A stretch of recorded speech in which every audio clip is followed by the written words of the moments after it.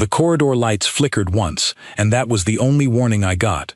I had been walking back from the training deck, still thinking about the shooting drill I had just finished, when the air around me changed. It became too quiet. My own footsteps were the only sound, and then even those seemed too loud. I stopped walking.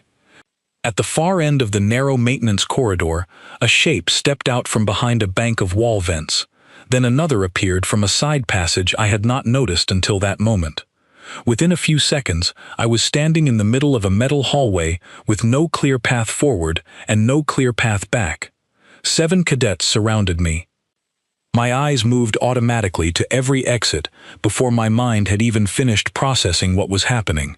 The same way they had learned to move since I was old enough to walk on my own, checking distance, checking obstacles, checking which direction offered the least resistance if running became the only remaining option. There was no good direction. The 2 open ends of the corridor were now both blocked, and the maintenance hatches lining the walls were sealed tight, the kind of doors that required a code I did not have and no time to search for one. The corridor smelled faintly of recycled air and warm metal, the kind of smell every maintenance section on this station seemed to share. The lights here were dimmer than in the main halls, meant for repair work rather than daily traffic, which was exactly why this stretch of the station saw so few people during second shift. Whoever had planned this had chosen the location carefully. I recognized the one closest to me right away. Threxa Caldrisi, tall, wide across the shoulders, with thick gray plating running down both arms and across his neck. He was Draskari, a species built for confrontation, and he had wanted a reason to make my life difficult ever since I beat his ranking record on the shooting range 3 weeks earlier. "Grace Hunter," he said, his voice trying hard to sound calm. "Alone. For once." My heart was already pounding, but I forced my breathing to slow down. Panic would not help me here. I needed to think clearly, and fast. 7 of them. One of me, no weapon in my hand. My comm unit was clipped to my belt, but reaching for it now would take too long, and someone would close the distance before I finished the call. "I wasn't hiding, Threxa," I said. "You could have just asked to talk." "Talk," he laughed, short and cold. "You do not talk to a Deathworlder. You watch her. You study her, and then, eventually, you remind her of her place before she causes any more trouble." I let my eyes move across the group, without turning my head too much. 2 more Draskari cadets stood near Threxa, thick-necked, clearly chosen for their size rather than their skill. I knew their names from the training roster, Skarn and Belrock. A lean, fast-looking Ventaxi cadet named Zeth crouched slightly near the left wall, his weight already on the balls of his feet.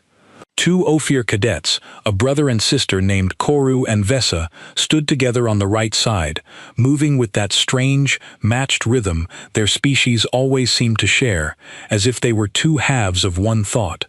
And at the very back, half hidden behind the others, a Chethys cadet named Fennec stood completely still, his arms folded tightly across his chest. He looked like he wanted to be anywhere else in the galaxy. 7 against 1. I had heard the word Deathworlder plenty of times since arriving at Concord Interstellar Academy. It was not always meant as an insult. Sometimes it was said with genuine curiosity, sometimes with nervous respect, and sometimes, like now, with open contempt. There was a scale the wider alliance used to rate how dangerous a homeworld was to its own people, 12 levels in total. Most of the worlds represented at this academy sat somewhere around a 4 or a 5. Calm gravity, manageable weather, predictable dangers that species had long since adapted around. Earth sat at 11. I still remembered the week our regional water supply had turned unsafe to drink after a storm, and how every adult I knew had simply boiled water and gone back to work the next morning, the way people deal with weather everywhere. I remembered the required course in secondary school that taught every teenager how to stop dangerous bleeding, because the odds of needing that skill someday were considered high enough to justify the class time. None of it had felt unusual to me growing up. It had simply felt like an ordinary week. Out here, Among cadets from worlds where medical emergencies were rare enough to make regional news, that same ordinary childhood apparently translated into something else entirely, a warning label, a reason to watch me a little too closely in the mess hall. A reason, apparently, for 7 cadets to corner me in an empty corridor at the end of second shift. "You broke my ranking using something illegal," Threxa said, taking a step closer. "Everyone knows Deathworlders cheat. No natural body should be able to do what yours does." "I didn't cheat," I said. "I'm just from somewhere harder than here." "Then let's find out exactly how hard." He did not move first. I noticed that. He was smart enough, or perhaps simply cautious enough, to send someone else in before risking himself. He tilted his head slightly toward Bellrock, and that was all the signal Bellrock needed.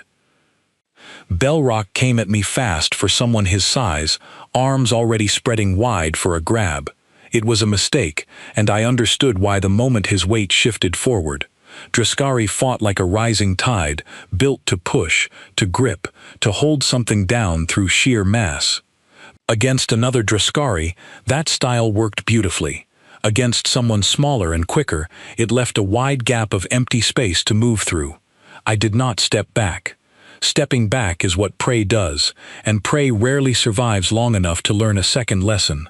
Instead, I stepped in and sideways, letting his charge slide past me instead of into me, and drove my elbow hard into the side of his jaw as he passed. My pulse was hammering hard enough that I could feel it in my throat, but my hands were steady. That surprised me a little, even in the moment. Some distant part of my training had apparently taken over without waiting for permission from the rest of me. The sound it made was somewhere between a crack and a thud, and Bellrock's whole body twisted sideways before he collapsed against the corridor wall. He did not get back up. For a moment, nobody in that corridor said anything at all. That, I said, my voice steadier than I expected it to be, was a mistake. Threxa's eyes narrowed, but the confidence in them had not fully disappeared yet. 6 cadets remained, and 6 against 1 still sounded like good odds to anyone who had never seen what 4 billion years on an unforgiving planet could build into a single body. Skarn's hands curled into fists at his sides. Bellrock was not just a soldier he had been assigned to fight beside. From what I understood of Draskari squad culture, cadets who trained together for years grew closer than most families back home. Watching a squad mate fall in 3 seconds, without even landing a single hit, seemed to do something to him that no amount of pride could contain. "You will pay for that," Skarn said, and his voice had lost whatever calm control Threxa still had. "Careful," I said quietly, watching the muscles along his jaw tighten. Angry is how people make mistakes.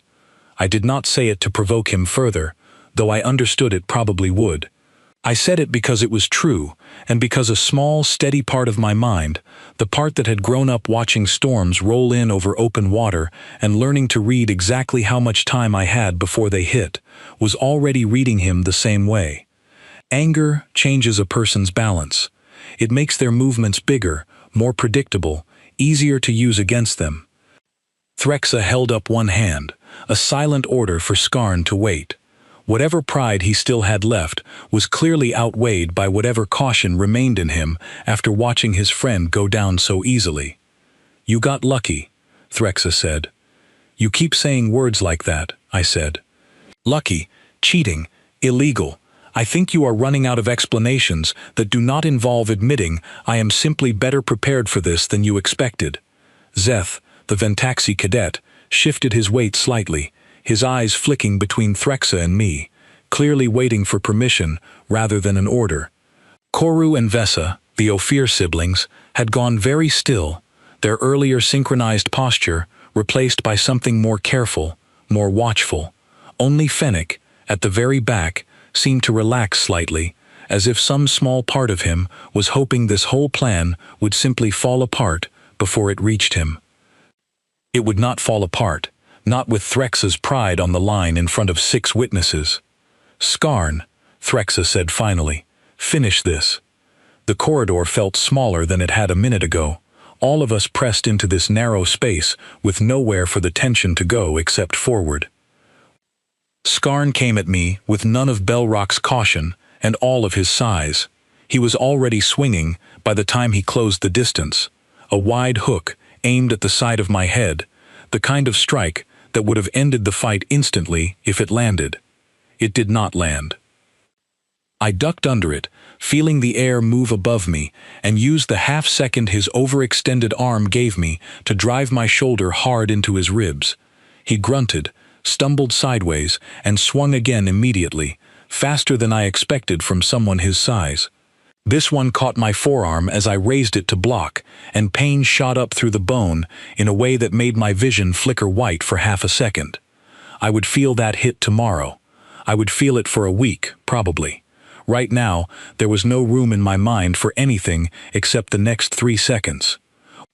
Skarn grabbed for my shoulder with his free hand, trying to pull me into a grapple where his weight advantage would matter more, and I let him get just close enough before dropping my center of gravity and driving my knee up hard into his stomach.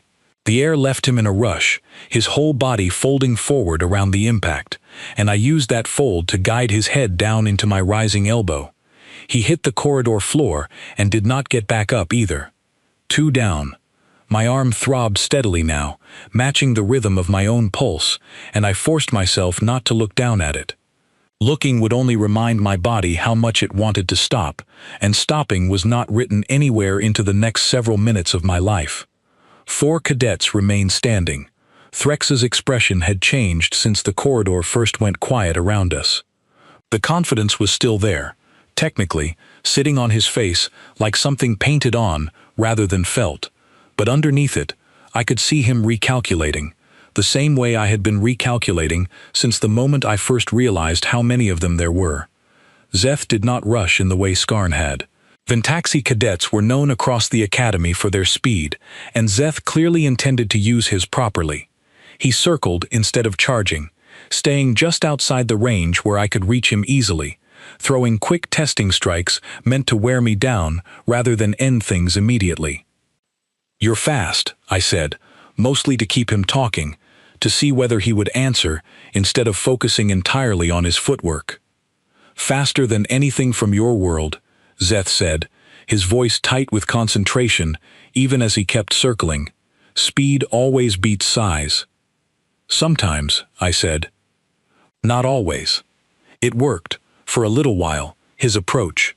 He caught me twice more, a glancing strike across my cheek that split the skin slightly, and another against the same forearm Skarn had already hurt, and for those few seconds, I genuinely understood why Ventaxi cadets ranked so highly in academy combat scoring. Speed was its own kind of strength, one that raw endurance alone could not always answer. Then I remembered something from a biology lecture months earlier, something about Ventaxi skeletal structure being partly hollow, an evolutionary leftover from a form of flight their species had mostly lost generations ago. Hollow bones meant speed. They also meant a joint could not always absorb force the way mine could. I stopped trying to match his speed. Instead, I let him come to me one more time, closing the last of the distance myself the instant his weight shifted forward, mid-strike, instead of retreating from it. My hand closed around his wrist, and I turned my whole body into the motion, using his own momentum instead of fighting against it. He hit the ground hard, cradling a wrist that clearly was not going to work correctly again for a while, and did not try to get back up. 3 down. 3 cadets remained. My cheek stung where his strike had split the skin, a thin line of warmth trailing down toward my jaw, and my forearm had gone from throbbing to something closer to a dull, constant ache. None of it mattered yet. None of it was going to matter until this corridor was empty of anyone still willing to fight me. Somewhere above us, a soft chime sounded, one I did not immediately recognize. It took me a second to place it, a proximity alert, the kind the station's maintenance systems triggered automatically whenever unusual movement or impact registered in a restricted corridor. Whoever monitored those systems would see the alert eventually, though whether that meant help in 30 seconds or in 10 minutes, I had no way of knowing. Threxa clearly heard it too. His eyes flicked briefly toward the ceiling, toward the general direction of wherever that alert had originated, and something in his expression shifted from confidence to something closer to urgency. "Finish her," he said, and this time his voice cracked slightly around the edges. "Now, both of you, together." Koru and Vesa exchanged a glance, the kind of silent communication only siblings who had grown up sharing a single dedicated way of thinking seemed capable of. I had learned once, in a required cultural studies class, that young Ophir often learned to fight in pairs before they learned to fight alone, trained from early childhood to treat two bodies as a single coordinated unit. If that was true, they were about to become the most dangerous thing I had faced in this corridor so far. They moved together, and for the first time since this whole confrontation began, I felt something close to real fear settle into my chest. Koru moved first, a quick strike toward my ribs that I stepped away from easily enough. Except the moment I shifted my weight to avoid it, Vesa was already there, closing the gap her brother had opened, her strike landing hard against my shoulder before I even registered she had moved. I stumbled sideways, catching myself against the corridor wall, and understood immediately what I was dealing with. They were not simply fighting beside each other, they were fighting as a single system, one sibling creating an opening and the other filling it a half-second later, faster than I could track both of them at once. Vesa pressed forward while I was still off balance, and this time I could not get fully clear. Her strike caught me across the same shoulder, harder than the first, and pain bloomed bright and sudden down my whole arm. I bit back the sound that wanted to come out of me and forced myself to keep moving, because stopping to acknowledge pain was a luxury I could not afford with 5 cadets still conscious around me, even if 2 of them were currently working very hard to make sure I joined the ones who were not. 2 against 1 feels different, does it not? Threxa called from somewhere behind them, and I could hear the relief creeping back into his voice. It did feel different. I would not have admitted that out loud, not with him listening, but it was true. Belrock, Skarn, and Zeth had each brought a single kind of danger, something I could read and answer once I understood it. Koru and Vesa brought something else, a rhythm instead of a threat, one that never gave me a clean opening because there was always a second body ready to fill whatever gap I found in the first. I gave ground, twice, letting them push me back down the corridor toward a section where 3 thick pipes ran floor to ceiling along the wall, part of whatever coolant system kept this section of the station regulated. It was not retreat. It only looked like retreat, which was exactly what I needed them to believe. Koru came at me again, faster this time, and I let the pipes do something Koru and Vesa's shared rhythm had not accounted for.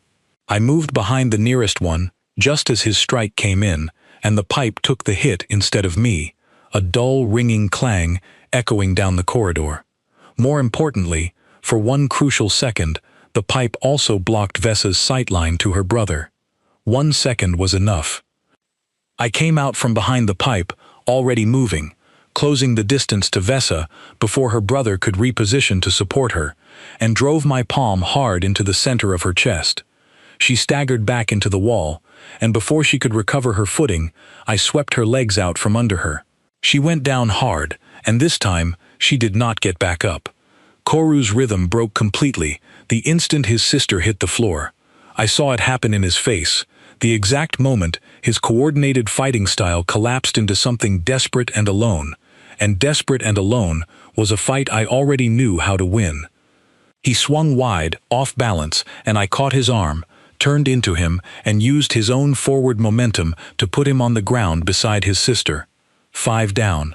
My shoulder screamed with every breath I took, and my forearm had gone almost numb in a way that worried me more than the pain had.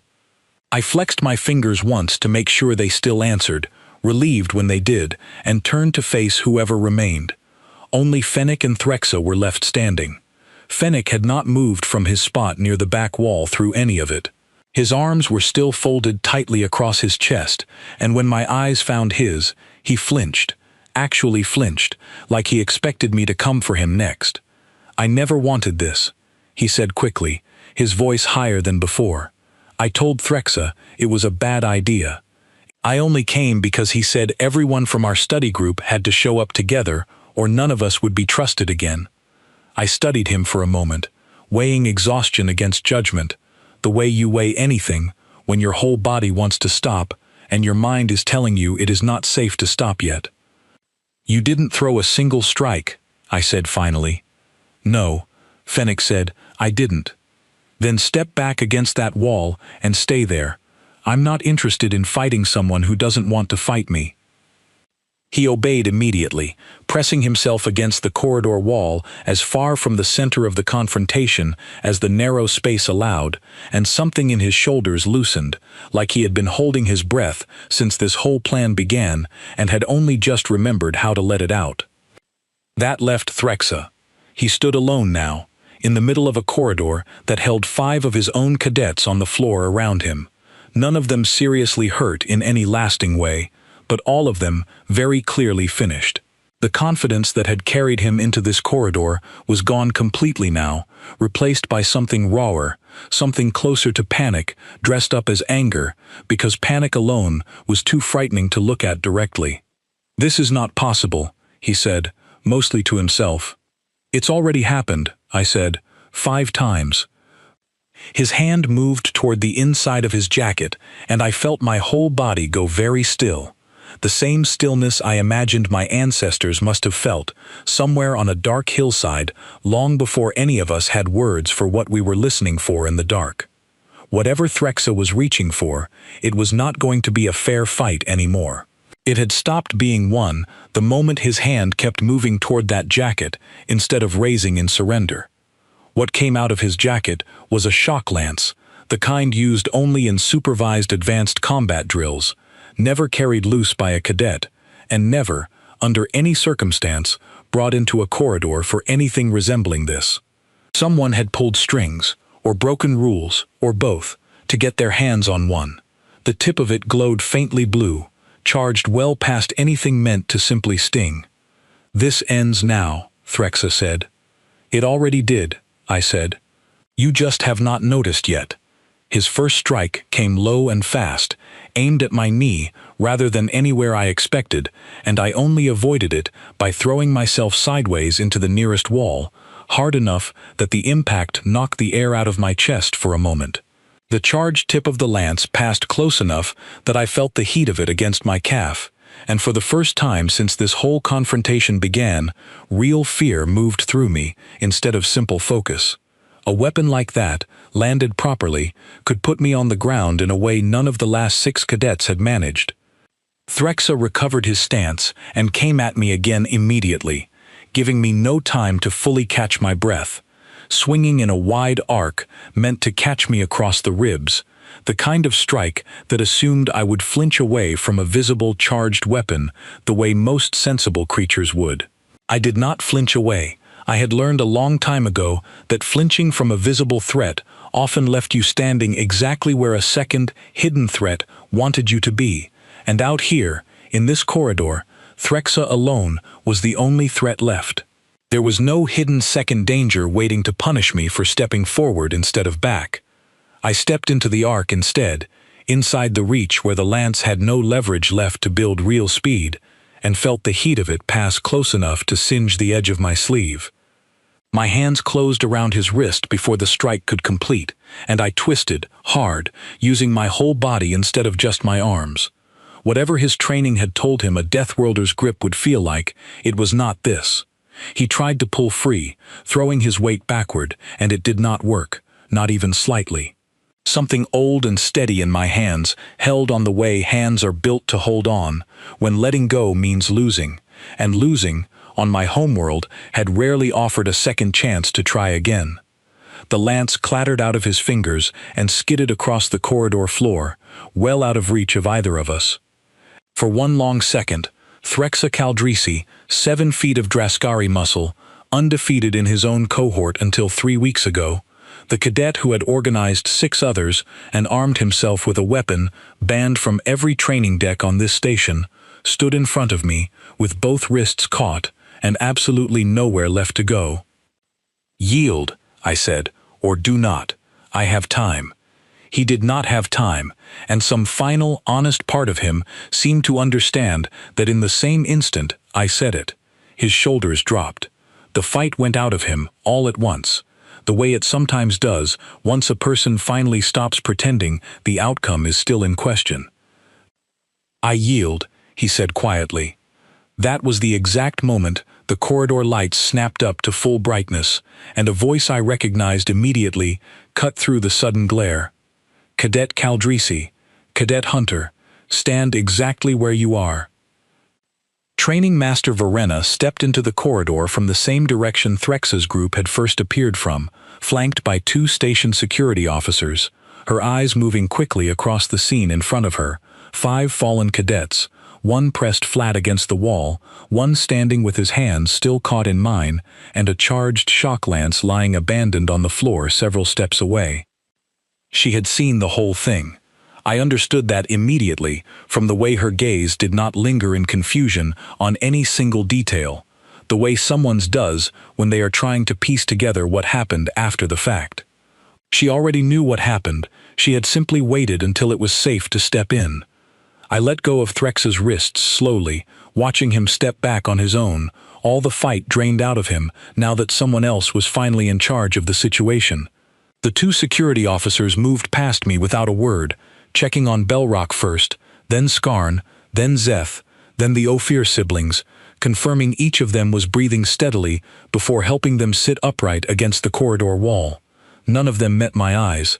Fennec still had not moved from his spot, and when one of the officers reached him, he simply said, quietly, that he had not touched anyone, and the officer nodded like she already knew that too. Verena walked toward me last, studying the split skin along my cheek, the way I was holding my forearm slightly away from my body without fully realizing I had started doing it. "Can you walk to my office, Cadet Hunter, or do you need the medical bay first?" "I can walk," I said. "Good. We will stop at the medical bay after.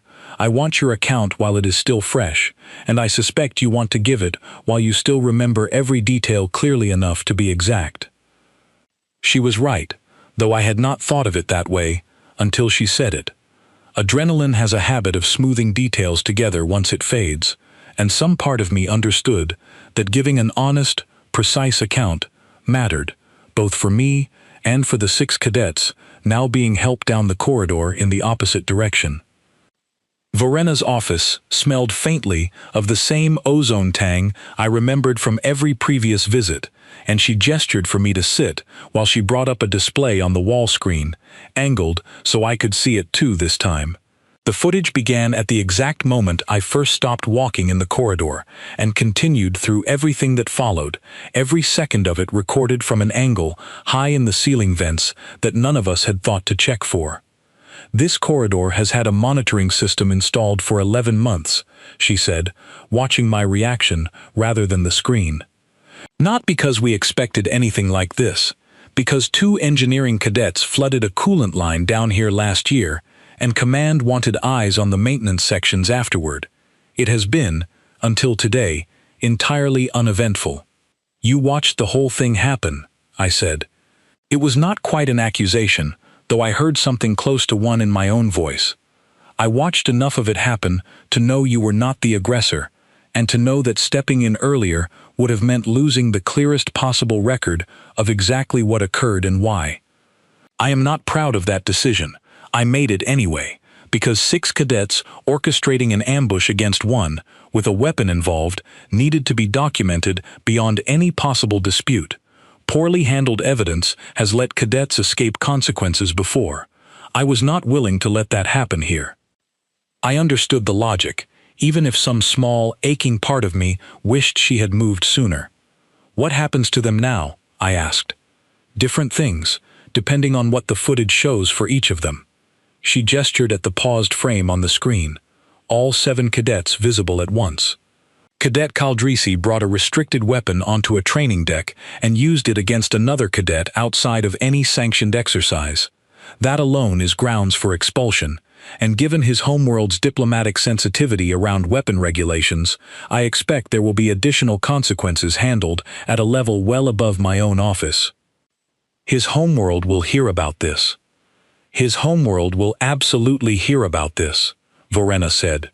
Draskar takes weapon discipline seriously among its own people, more seriously than most worlds in this alliance.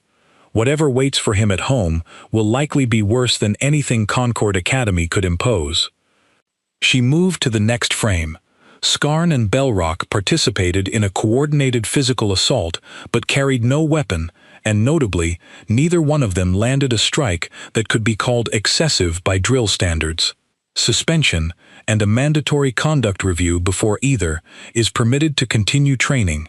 Cadet Zeth, the same, though his record shows a prior minor conduct note from last term, which will likely extend his suspension somewhat. And the Ophir cadets? Something in Verena's expression shifted slightly. Koru and Vesa are a more complicated case.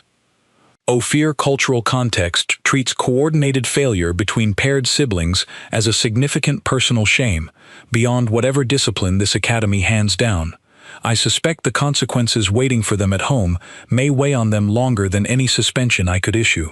I have already flagged their case for a counselor, not only a disciplinary officer. I had not expected that, and something in it settled uncomfortably in my chest, a reminder that everyone standing in that corridor tonight was carrying more than I had known to account for in the moment. And Fennec? Cadet Voss did not raise a hand against you at any point in the recording. He verbally objected to the plan twice before you ever arrived in that corridor, which the audio confirms, and he physically withdrew from the confrontation the moment it began. I see no grounds for disciplinary action against him whatsoever. If anything, I intend to note his conduct favorably in his file. I felt something loosen slightly in my chest at that, some quiet relief that at least one part of this night had a clean, uncomplicated resolution. And me? I asked. Verena almost smiled, an expression I had genuinely never seen cross her face in 6 months of training under her. You defended yourself against 6 armed and unarmed attackers using only the training this academy itself provided you, and you stopped the moment each threat was neutralized, rather than causing any injury beyond what was necessary. I have reviewed enough conduct footage in my career to recognize restraint when I see it, Cadet Hunter. You have nothing to answer for tonight, except perhaps your own decision to walk home alone through an unmonitored corridor after dark, which I would gently suggest reconsidering in the future. Noted, I said, and meant it, even through the exhaustion beginning to settle into every part of my body at once. The medical bay at this hour was mostly empty, just one tired-looking medic on duty behind a long counter of diagnostic equipment, and she did not seem particularly surprised to see me walk in with Verena at my side. I wondered briefly how many strange injuries this station's medical staff had already learned to expect from a mixed population of cadets still learning to live and train alongside species they barely understood. Sit, the medic said, gesturing to a raised table along the far wall, and began working through my injuries with quick, practiced hands. She cleaned the cut on my cheek first, commenting that it would not need anything beyond a simple seal, then moved to my forearm, pressing gently along the bone in a way that made me hiss through my teeth, despite my best effort not to. Fractured, but only slightly, she said, running a small scanner along the length of it. I am setting a light brace on it for the next several days. You will feel this for a while, but it will heal cleanly. How long is a while? I asked. She checked something on her scanner display, then looked back at me with an expression I could not quite read. For most species I treat here, an injury like this takes 4 to 6 weeks to fully heal, with proper rest. Your intake file suggests your species averages closer to 2, occasionally less, depending on age and overall condition. Is that unusual? It is remarkable, actually. I read the specifications when your species first joined the training program, and I confess, I assumed there had been some kind of translation error in the medical documentation. I no longer assume that. She finished securing the brace around my forearm and stepped back to check her work.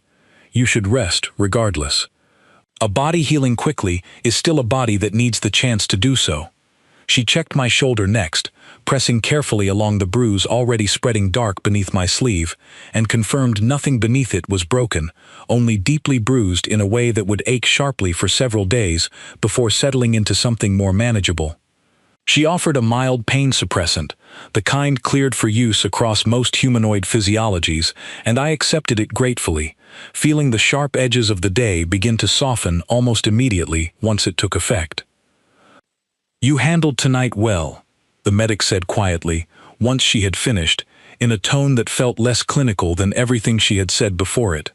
"Whatever else people say about it in the days ahead, remember that I saw the intake report before I saw you walk through that door, and the report alone told me you had shown considerable restraint." I thanked her, surprised by how much the small kindness meant after everything else that had happened.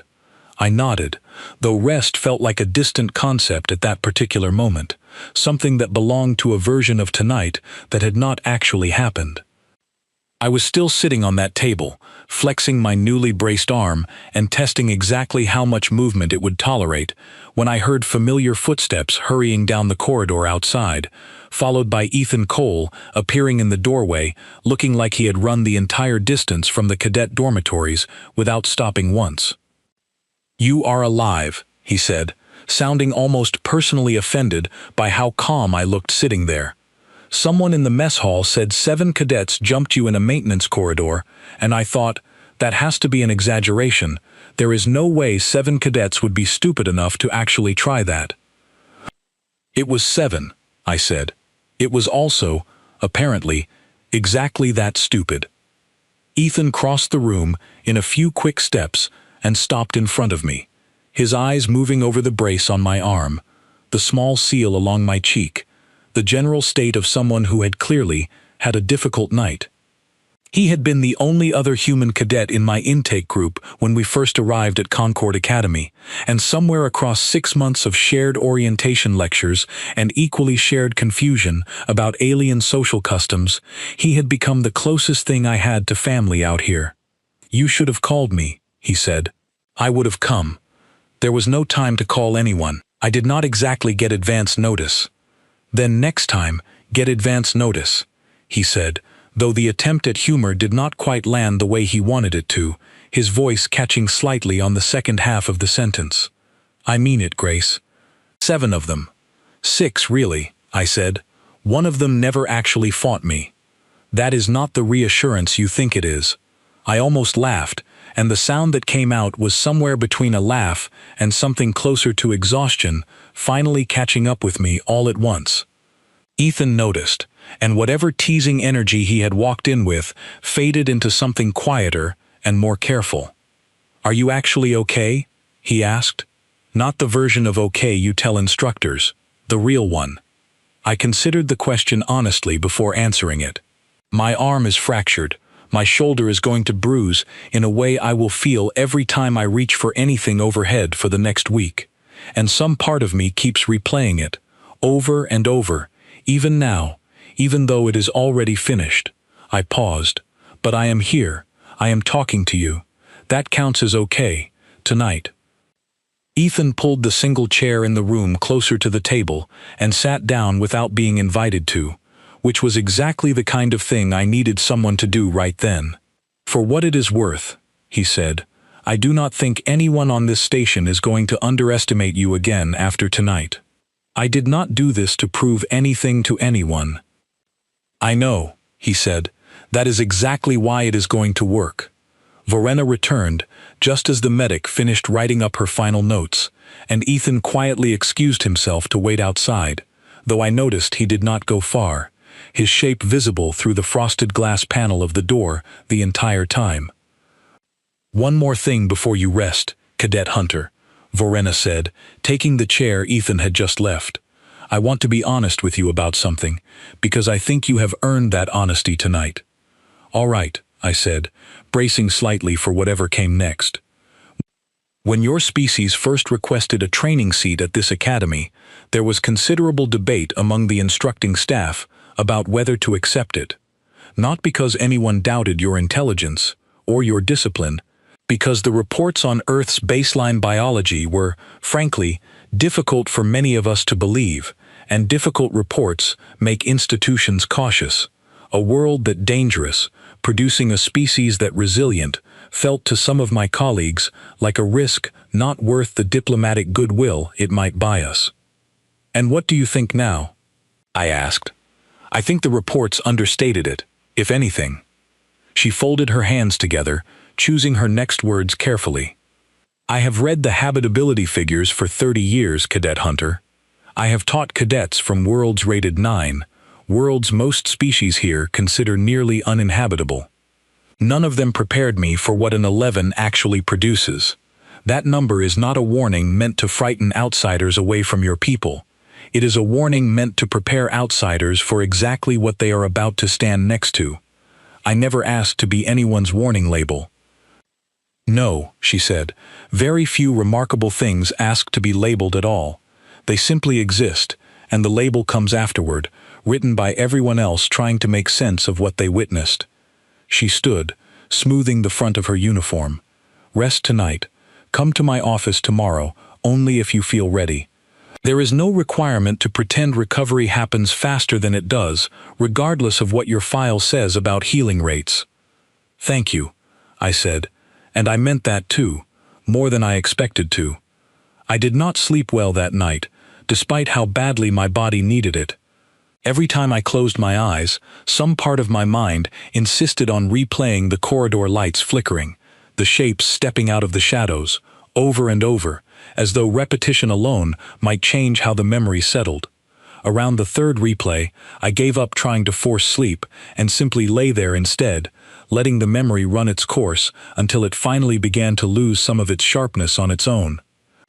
The next morning, before I had finished the tea I made simply to have something steady to hold on to with my uninjured hand, a formal summons arrived, requesting my presence at a full conduct hearing rather than another private conversation. I found 3 instructors waiting in the review chamber alongside Verena, faces from departments I had only seen before at a distance during general assemblies, along with a station security director whose name I did not recognize. One of the instructors, an older Chethis woman with a reputation across the academy for strict fairness, reviewed the footage with visible skepticism at first, pausing it twice to ask whether I had used any technique outside standard academy coursework. "Everything I did came directly from required combat training," I told her, "nothing beyond that. Your species simply executes standard technique with unusual force," she said, half to herself, restarting the footage from the beginning. "That is a distinction worth documenting properly, not dismissing." They walked through the recording slowly after that, pausing at intervals to ask precise questions. Had I said anything to escalate the confrontation? Had I struck first at any point? Had I carried any item not issued through the academy? Each answer I gave matched exactly what the footage itself already showed, and by the end, nobody at that table seemed to be asking out of doubt anymore, only out of procedure. Near the end, the Chethis instructor studied the final freeze frame for a long moment, Threx's shock lance skidding across the floor, my hands still closed around his wrists. "I have taught combat theory for 22 years, she said, finally looking up at me directly. "I do not believe I have seen a single cadet close that particular gap so cleanly, regardless of species. I say that as an evaluator, not as praise. Precision like that deserves to be recorded accurately, whatever number your homeworld happens to carry on a habitability chart." "The panel finds no fault in Cadet Hunter's conduct," the security director said finally, closing the file in front of her. "This hearing is concluded. Cadet Hunter is cleared of all conduct concerns, effective immediately, and the incident will be formally logged as self-defense against an organized assault involving a prohibited weapon." I thanked them and left the chamber feeling lighter than I had in days. Some quiet, official weight lifted that I had not fully realized I was still carrying until it was gone. The following days moved differently than I anticipated. I had braced myself for stares, for whispered conversations that stopped the moment I entered a room, the kind of attention that made you feel like an exhibit rather than a person. Some of that happened, briefly, What surprised me more was how quickly it settled into something else entirely. Ethan made it his personal mission to collect every exaggerated version of the story he could find, reporting back to me each evening with obvious delight. By the end of the first week, I had apparently fought off 11 cadets instead of 7, disarmed Threxa with my bare teeth, according to one particularly creative account, and, according to a rumor Ethan swore he heard twice from 2 unrelated sources, possessed reinforced metal bones installed sometime during childhood. "I keep telling people the truth is less dramatic," Ethan said, clearly enjoying himself far too much. "They keep telling me the truth is boring compared to the metal bones version. There is no truth where I have metal bones. I know that. You know that. The story does not seem to care what either of us knows." He grinned. "Honestly, at this point, correcting it feels almost cruel. Let them have the metal bones." I laughed properly for the first time since the corridor, a real laugh, instead of the tired half version I had managed with him at the observation window, and something in that small, ordinary moment did more to settle the strange, unmoored feeling of the past week than any official conversation had managed. Cadets from 4 different systems began nodding to me in the mess hall instead of simply staring, small gestures of acknowledgement that felt strange at first and gradually became almost comfortable. A Chethys cadet I barely knew asked, with obvious hesitation, whether it was true that Deathworlder bones actually grew back stronger after breaking, and seemed disappointed when I explained that no, healing simply returned things to how they were before, nothing more dramatic than that. An instructor from an entirely different training squad stopped me near the equipment lockers to ask, with genuine scientific curiosity rather than fear, whether I would be willing to participate in a voluntary physiology study sometime before graduation. I told him I would think about it, and meant it. I saw Koru once more before his transfer paperwork finalized, sitting alone outside the counselor's office with a stillness that looked nothing like the careful, coordinated calm I remembered from the corridor. He noticed me and did not look away, which I took as a kind of quiet courage in itself. "Vesa is being sent home first," he said, before I could decide whether to speak at all. "I follow next week. Our family has already been informed." "I am sorry," I said, and meant it, despite everything. "You should not be. We chose to raise our hands against you. The consequences belong to that choice, not to you." He paused. "For what it is worth, Vesa does not blame you either. She said, before she left, that she respected how quickly you found the gap in our coordination. She said it took her almost a full minute to understand what you had done, and by the time she understood it, it no longer mattered." I did not know what to say to that, so I simply nodded, and Koru nodded back, and something passed between us that was not quite forgiveness and not quite closure, but sat somewhere close to both. Zeth approached me differently than either of the Ophir siblings had. I found him near the equipment lockers about a week after the hearing, arms crossed, studying me with an expression that looked more calculating than apologetic. "I want a rematch," he said, without any greeting first. "Properly scheduled. No ambush, no numbers advantage, just speed against whatever you actually are." "You're suspended for another 5 weeks, I reminded him. "I am aware. I intend to request it the day my suspension lifts." He paused, some of the sharp edge in his posture softening slightly. "The hollow bones. How did you know that would matter?" "A biology lecture, months ago. I did not know it would matter until it did. Doesn't feel fair, being beaten by a lecture you happen to remember. Feels exactly as fair as being ambushed by someone you happen to outrank on a shooting range," I said. "We're even." Something almost like amusement crossed his face at that, brief and businesslike. "When my suspension lifts," he said, "find me. I intend to test that theory properly, once, without 6 other people making the outcome unfair to either of us." "I'll take that rematch," I told him, and meant it. He walked off without further comment, and I stood there a moment longer, oddly certain that whatever else Zeth might become at this academy, a bitter enemy was not going to be part of it. It was, I realized later, the most straightforward form of respect the whole corridor had produced, stripped of politics, apology, or fear, just one competitor already planning how to test the outcome again on fairer terms.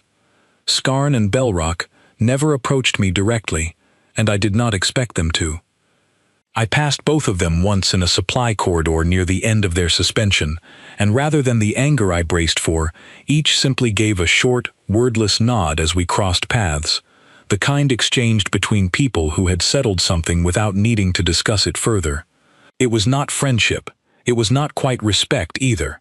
It was simply the plain acknowledgement of two cadets who had learned, the hard way, exactly where a boundary sat, and had no further interest in testing it again. Fennec found me on the third day, waiting near the entrance to the training deck with the same nervous posture I remembered from the corridor, though this time nothing about his expression suggested he wanted to be anywhere else in the galaxy.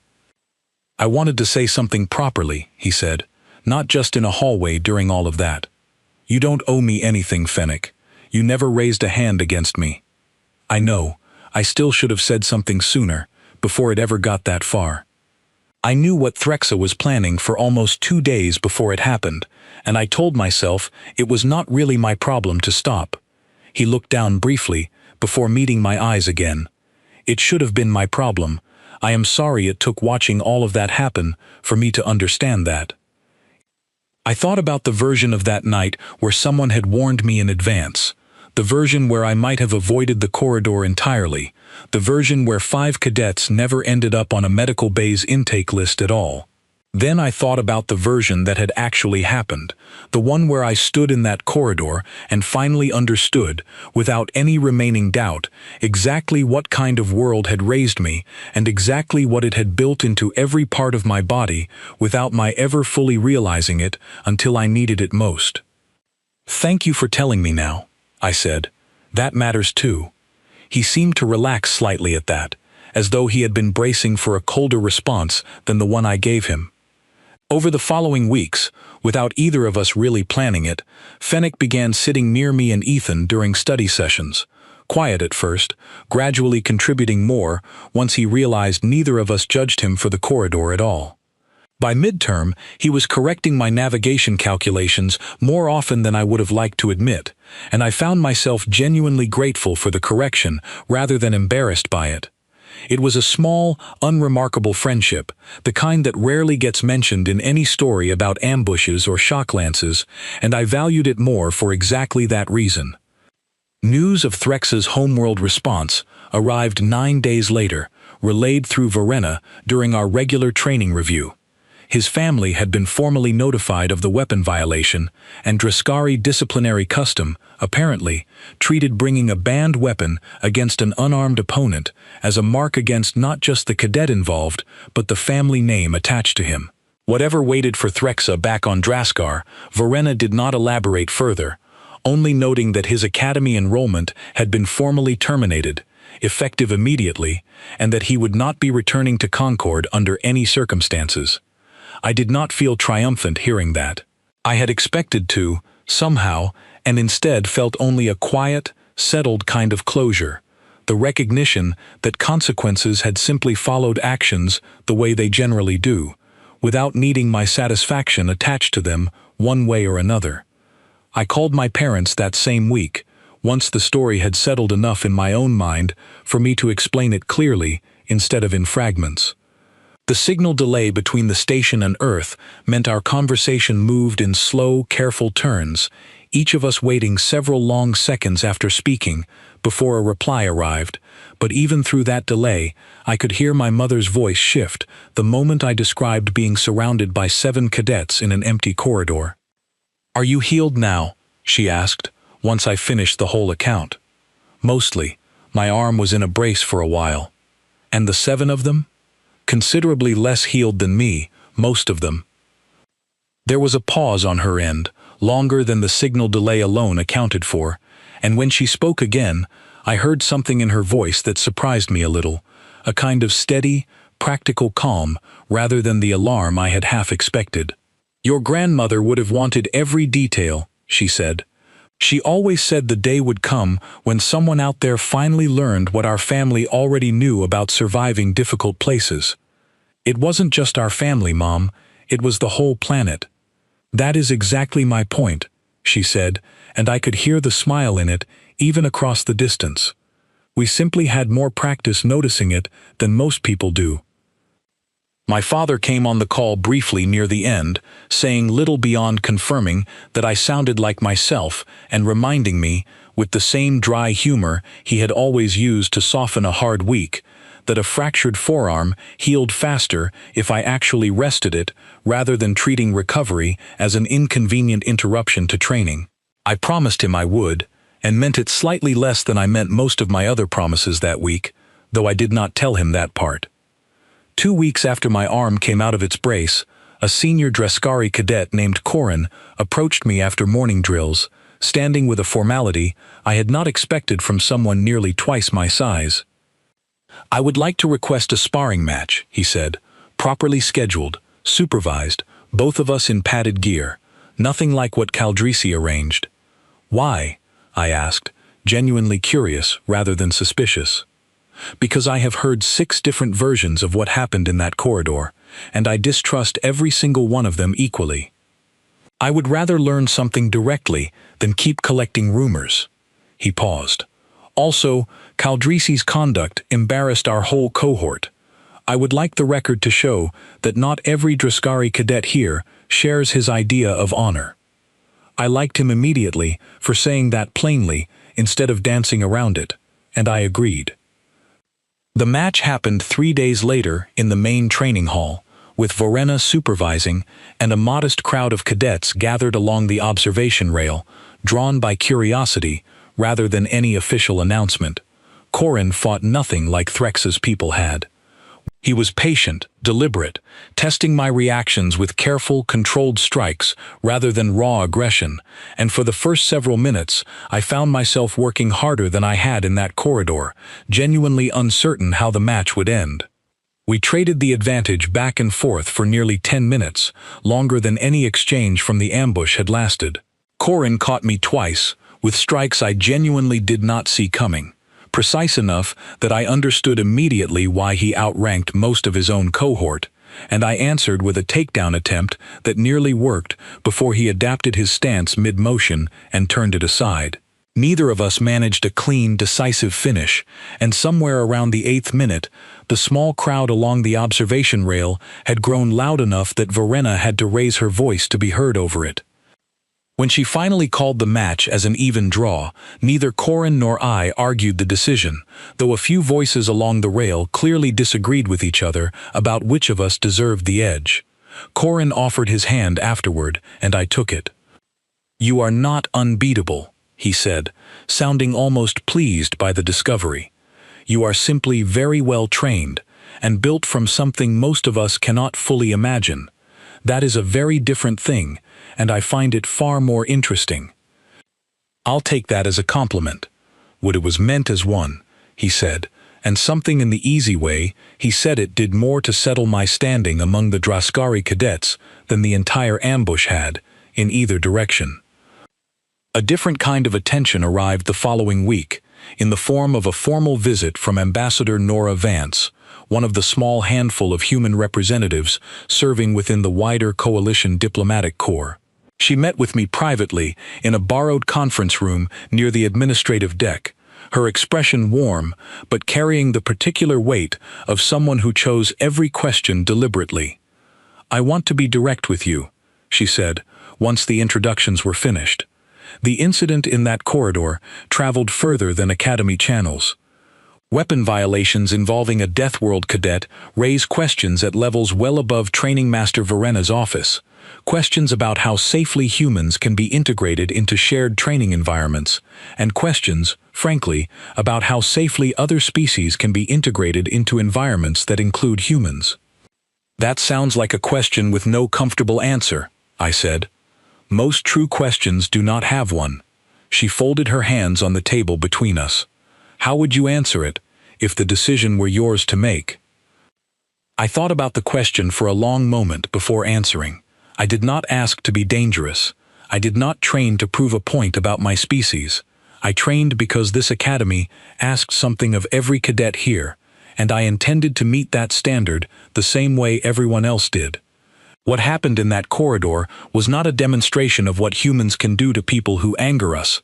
It was simply what happens when someone underestimates exactly how much an ordinary life on my homeworld actually requires of a person. Ambassador Vance studied me for a moment before nodding slowly. That is very close to the answer I was hoping to hear, and considerably more honest than the answer most officials would have prepared in advance. I intend to quote you directly in my report, if you will permit it. I will. There is one more thing you should know, she added, her voice softening slightly from the formal tone she had carried through most of our meeting. You are one of only 43 humans currently serving in any coalition training or service capacity across the entire alliance. 43, among trillions of citizens spread across dozens of member worlds. Every single one of you is being watched far more closely than any of you were told to expect when you volunteered for this. That sounds like a great deal of pressure to put on 43 people who mostly just wanted to see what else was out here. It is, she agreed. I did not say it to frighten you. I said it because I think you handle pressure more honestly when you understand its actual shape, rather than sensing it only as a vague weight with no clear edges. What happened in that corridor will be studied, discussed, and referenced in policy meetings you will never personally attend for years. I would rather you know that now, from me, than discover it gradually and wonder why people you have never met seem to already have an opinion about you. I appreciated that more than I could easily put into words. Then I hope the policy meetings find something useful in it. I suspect they will find exactly what you told me a few minutes ago, Ambassador Vance said, that Deathworlders did not ask to be dangerous. We simply are, and the Alliance is only beginning to understand what that means for how carefully it should choose its battles with us in the future, on any front, diplomatic or otherwise. Then I think Earth's position within this alliance is in steadier hands than some of my colleagues currently believe. She stood, extending her hand the way I imagine diplomats have been taught to do across 100 different worlds. For what it is worth, Cadet Hunter, I do not think you will need to prove yourself in a corridor again. I suspect word of what happened there will do that work for you from now on. That evening, once the brace on my arm had settled into something closer to background discomfort than active pain, I found myself standing at the long observation window near the eastern edge of the residential deck, looking out at the pale gold curve of the gas giant our station orbited. I came here often, more often than I probably needed to, though I had never quite admitted that to anyone, not even Ethan. I grew up in a small coastal town where the ocean supplied both our food and, every few years, our nearest brush with disaster. I remembered being 9 years old, sitting with my whole family in a reinforced shelter while a storm strong enough to be named tore through our harbor, listening to my grandmother calmly explain, over the noise outside, exactly which supplies we would need if the shelter itself failed and we had to move to higher ground on foot before morning. She was not afraid while she explained it. None of the adults around me ever seemed afraid during those nights, not in any way that showed on their faces, and it took me years to understand that the calm was not the absence of fear. It was simply fear that had been practiced so many times it no longer needed to announce itself out loud. I remembered something else too, smaller but somehow just as telling. When I was 12, a local predator, known for wandering into coastal towns during lean winters, got into our neighbor's yard one evening, and my father walked outside, carrying nothing but a heavy flashlight, calmly making himself as large and loud as he could, until the animal decided the encounter was not worth pursuing further. He came back inside afterward and finished his dinner while it was still warm, mentioning it only once, almost as an afterthought, when my mother asked why he had been gone so long. Nobody at that table treated it as a story worth retelling. It was simply Tuesday, the same as it always had been. The ranking record that started all of this had felt just as unremarkable to me at the time. It was an ordinary marksmanship assessment, held in the main training hall in front of perhaps 30 other cadets, and I had not gone in expecting to place particularly high, let alone first. Threxa had held the top score in our cohort for 2 consecutive terms, and he carried that record the way some people carry a title, as something owed to him rather than something earned fresh each time. When my final score posted above his on the board, the room went quiet in a way that had nothing to do with respect. I remember him staring at the display for a long moment, then looking at me with an expression I mistook, foolishly, for simple disappointment. It was not disappointment. I understand that now. It was the exact moment his pride decided it could not survive being beaten by a Deathworlder without finding some way to explain the loss that did not involve admitting I had simply performed better that day. My older brother joined a maritime rescue service the year I turned 16, spending his days pulling people out of water that could kill an unprepared swimmer in minutes, even during calm weather. He came home some nights with stories that would have sounded impossible anywhere else in the galaxy, and utterly ordinary at our kitchen table. I think some part of me always understood that leaving Earth would not mean leaving that particular inheritance behind. It would simply mean carrying it somewhere it had never been tested before. I applied to the Concord Cadet program 2 years after my brother's service ended, partly out of curiosity about what existed beyond our own solar system, and partly, if I am honest with myself, because some restless piece of me needed to know whether everything my homeworld had built into me actually meant something out here, among species who had never needed to learn the same lessons in the same unforgiving way. Tonight, in a narrow maintenance corridor, I finally had my answer. It did not feel like triumph, watching that gas giant turn slowly beyond the window. It felt more like recognition, the quiet, settled kind that arrives only after a question has been sitting unanswered for a very long time. My homeworld had never once been gentle with me, not for a single year of my life, and out here, surrounded by cadets who found that fact almost impossible to believe until it stood in front of them and refused to fall down, I finally understood that ungentle was not the same thing as unkind. It had simply prepared me for a version of the galaxy that most other worlds never needed to survive. Ethan found me there eventually, exactly as I expected he would, and leaned against the window frame beside me without saying anything for a while, watching the same slow curve of gold and gray turning silently below us. "You are thinking too hard again," he said finally. "Probably," I admitted. "Want company for it, or do you want me to leave you alone with it?" I considered the question honestly, the way I had learned to consider most things since arriving at this academy, weighing what I actually needed against what might simply be easier in the moment. "Company," I said. "Just quiet company." He nodded, and we stood there together for a long while, saying nothing further, watching a world that was not mine turn slowly beneath a station that had, somehow, over 6 difficult months, begun to feel a little more like home than I expected it ever would. Verena asked me, near the end of that same term, whether I would be willing to help lead a short situational awareness session for incoming cadets. Nothing related to combat technique directly, since liability rules kept actual sparring instruction restricted to certified instructors, but focused instead on recognizing danger early, reading unfamiliar body language across species, and understanding when a quiet corridor was simply quiet and when it was something else entirely. I agreed immediately, standing in front of that first small group of nervous new arrivals, watching them take notes on something as simple as checking exits before committing to an unfamiliar hallway. I found myself returning, again and again, to lessons I had absorbed on Earth so early that I had never actually needed to explain them to anyone before. How to read a room gone suddenly quiet. How to notice when a group's spacing shifted from casual to deliberate. How to trust the small, immediate signal at the back of your mind telling you something had changed, even before your conscious thoughts caught up to explain why.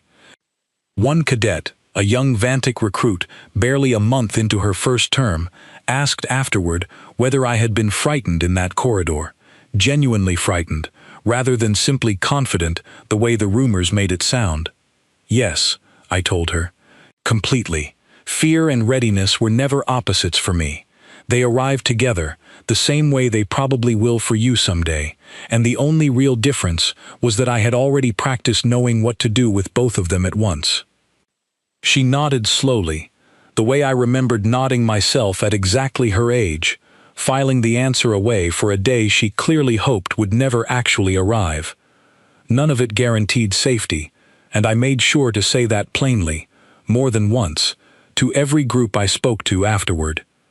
It simply gave people a slightly better chance to notice trouble early enough to choose their next move deliberately, rather than discovering it the way I had, all at once, with the lights flickering and 7 cadets already blocking both ends of a corridor.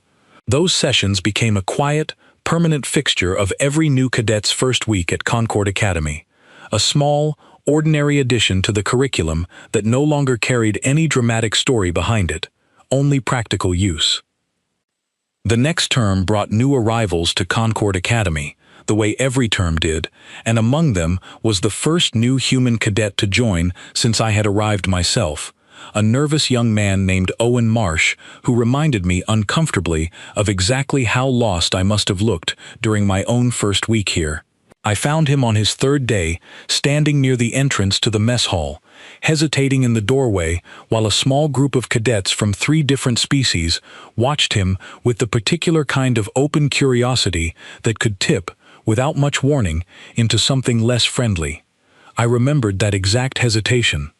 I remembered exactly how heavy a doorway could feel when you were fairly certain everyone inside already had an opinion about you before you said a single word. I remembered, too, that nobody had crossed that room to stand beside me during my own first week, and I had told myself back then that it simply had not mattered, that I had managed well enough alone. Watching Owen hover in that same doorway now, I understood how much easier that first week could have been, with even one person willing to close the distance, instead of merely watching from a comfortable seat. "It gets easier," I said, stepping up beside him. "Not immediately. But it does." He glanced at me, clearly recognizing my name even before I offered it, the way I imagined most new arrivals now did within their first few days on this station. "You're the one from the corridor story," he said. "People talk about it constantly." I wasn't sure how much of it to believe. "Most of it, probably, depending on who told you." I nodded toward the mess hall entrance. "Come on, I will introduce you to a few people who are actually worth knowing here, and we can let the rest of the room keep guessing about both of us." He followed me inside, and I noticed the way conversation quieted briefly as we crossed the room together, not from fear this time, or at least not only from fear, but from something closer to simple attention, the kind any new information draws when it walks through a door. I sat with him at a table near Ethan, who greeted Owen warmly and immediately began explaining, with far too much enthusiasm, the correct etiquette for eating alongside an Ophir cadet without accidentally causing offense. Owen laughed for the first time since I had found him in that doorway, and something in his shoulders finally loosened, the same way Phoenix had, all those months ago, once he understood the fight in that corridor had never actually been about him. "Is it true," Owen asked quietly, midway through the meal, "that 7 of them ambushed you at once?" "It is true," I said, "and you're really not angry about it, even now." I considered the question honestly, the way I had learned to consider most things since that night. I was, for a while. Now I mostly think about it as the night this station finally understood something about where I come from. Anger fades. Understanding, once it actually happens, tends to stay. Owen nodded slowly, filing the answer away the way I remembered doing myself with every piece of advice anyone had offered me during my own first uncertain weeks here. "For what it's worth," he said, "I'm glad you're the one who was here first." "You'll do just fine," I told him, and meant it completely. "Your homeworld already gave you everything you need. You simply have not needed all of it yet." He smiled properly for the first time since I had found him in that doorway, the last of the tension finally leaving his shoulders, and reached for his own tray with the easy, unhurried motion of someone who had stopped feeling like a stranger in that room, somewhere in the middle of our conversation. Later that night, walking back to my quarters along a corridor 2 levels above the one where this whole story had actually begun, I stopped for a moment at the junction marking the stairwell down to that lower maintenance level. I had not gone back down there since the hearing concluded, and I did not feel any particular need to now. I simply stood there long enough to let myself remember it properly, instead of only in fragments during restless nights, and found that the memory, faced directly and on my own terms, had far less weight to it than I expected. My training rotation shifts again, in 3 weeks, into advanced fieldcraft alongside cadets preparing for their first supervised deployment beyond the station, and I find myself looking forward to it in a way I would not have predicted 6 months ago, back when I was still the quiet, uncertain cadet nobody quite knew what to make of. Whatever waits in that next rotation, I doubt it will surprise me the way that corridor once did. I have a clearer sense now of exactly what I carry with me, and exactly what it is capable of when the moment finally calls for it. I thought about that 11 on the habitability chart, the number that had once felt like an exaggeration and now simply felt like an honest description of home. Earth had never once asked whether I wanted to be shaped this way. It had shaped me anyway, the same patient, relentless way it shaped every person who had ever survived it long enough to leave. 7 cadets had ambushed me in a quiet corridor, certain that numbers alone would decide the outcome before the fight ever truly began. They were right about one thing, in the end. The outcome had been decided long before that corridor, decided across 4 billion years on a world that never once stopped testing what it built. It simply was not decided the way any of them expected.